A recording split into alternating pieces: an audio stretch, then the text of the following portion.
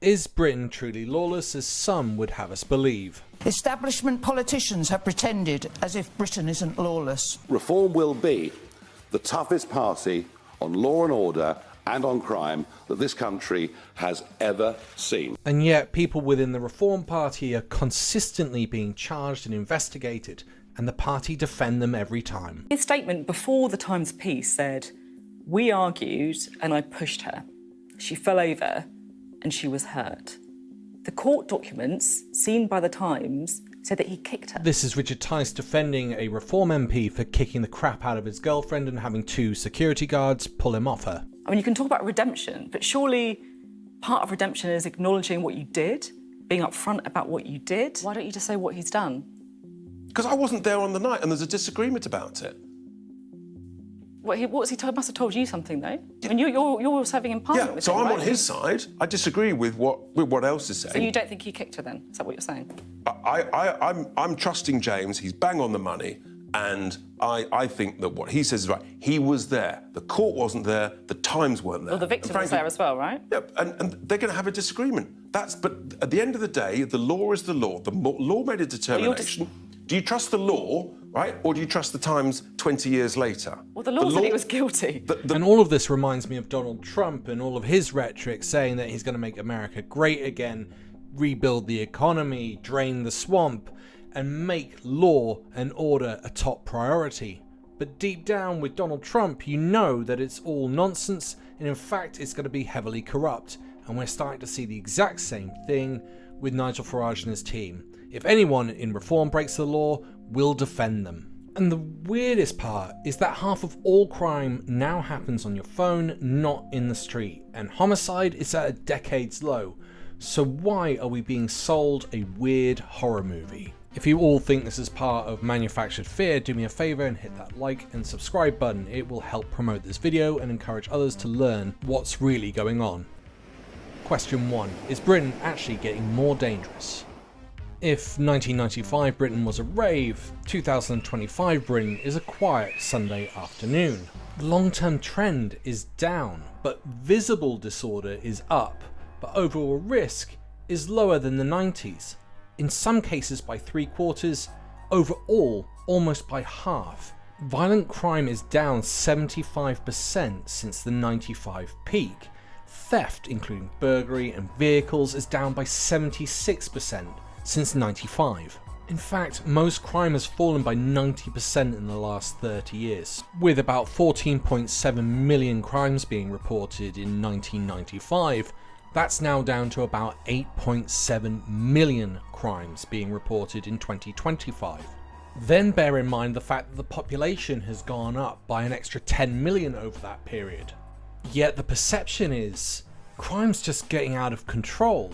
Now I will say 2 things. That doesn't mean that crime has stopped. 8 million crimes being called in every year is a significant number, and you can always argue, well, just because they've called in 8 million times, there's probably more crimes happening. Absolutely, I'll concede on that, but we don't have any other data to prove one way or the other. The other thing is that we do have an uptick. We have 20% increase in shoplifting, but that's not the biggest increase. The biggest increase in UK crime, at half of all UK crime, is fraud, the majority of which is cyber and online and phone. And it costs the UK economy 219 billion a year, and it's rising. Is this guy talking about it? Of course not, because that doesn't suit his agenda to talk about how to deal with online cybercrime. His agenda is to manufacture fear and scare you witless, to get you to vote for him. Theft and stealing, which is horrendous, still only costs 100 million to the UK economy a year. And yet, nothing is being said or done about cybercrime by any of the major parties. And when you go through Reform's contract offer with you, as well as looking at their speech that they made about lawless Britain, you'll see there is almost nothing about cybercrime or fraud. The only thing they talk about is the real world and repealing the Online Safety Act.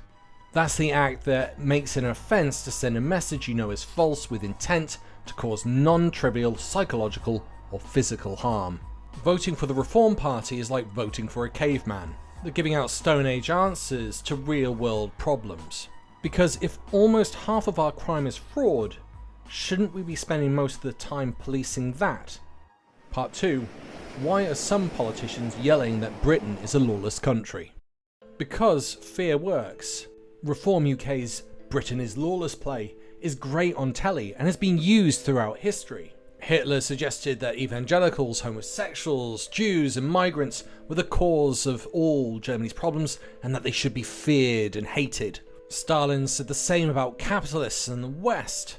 Americans said the same about the communists and socialists, that they were there to take down the American dream. And in a modern era, we see the same thing with Vladimir Putin, getting all of Russia worked up and scared of Chechen Muslim rebels who were wanting freedom from Russia. With the exception of Stalin, these were all vote winners, allowing these people to democratically get into power.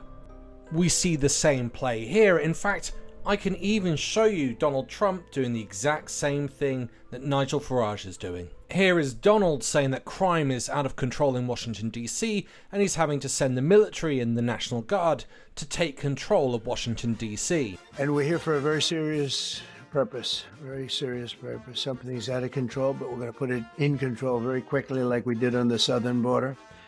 I'm announcing a historic action to rescue our nation's capital from crime, bloodshed, bedlam, and squalor, and worse. And I kid you not, in the very same room on the very same day, the head of the FBI comes up and brags how safe America is. And the murder rates are plummeting. We are now able to report that the murder rate is on track to be the lowest in U.S. history, in modern recorded U.S. history. They cannot get their lies straight, and we're seeing the exact same thing with reform. They're claiming that everything's lawless, that everything's out of hand. And I'm in no doubt you will all have seen clips on YouTube and other social media platforms all talking about the dangers of crime and catching people on CCTV. But all you need is 52 bad video clips. You release one a week, and it seems like there's an epidemic of crime. But in the modern era, and especially in the UK, this is really hard to do in real life, because there are CCTV cameras everywhere.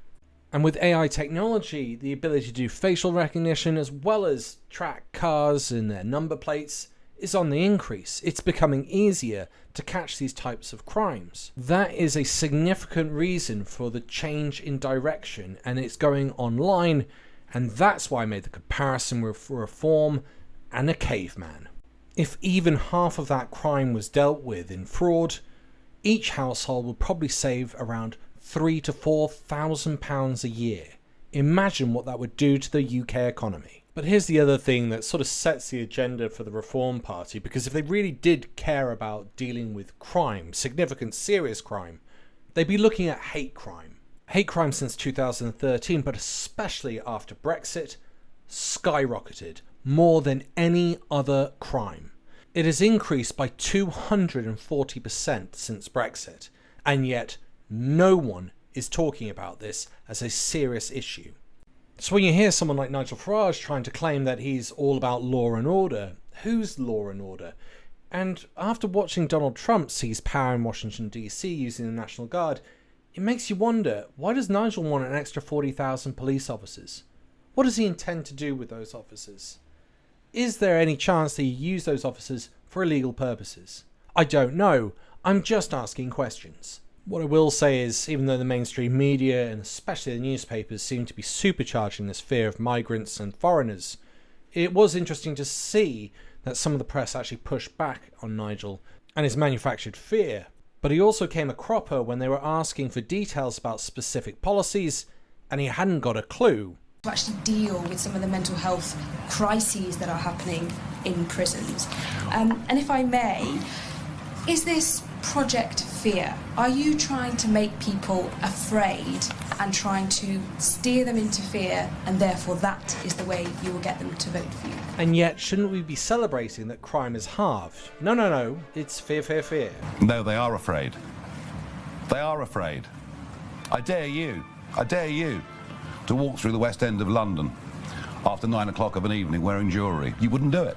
you know that I'm right. You wouldn't do it. Challenge accepted. We'll be doing this on my other channel, Street Political X.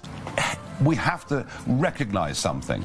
There are some people who come from certain cultures that pose a danger to our society. It's as simple as that. If we're going to play that game, then Reform MPs are 27 times more likely to cause crime and 136 times more likely to be convicted than the average British citizen. As for our prisons policy, well, I mean, goodness gracious me, why don't you give us a chance? We're just setting up the task force to work these things out. Imagine calling a press conference to talk about your new set of policies that are entirely focused on Britain and law and order, and then you moan at the people asking questions about your policies.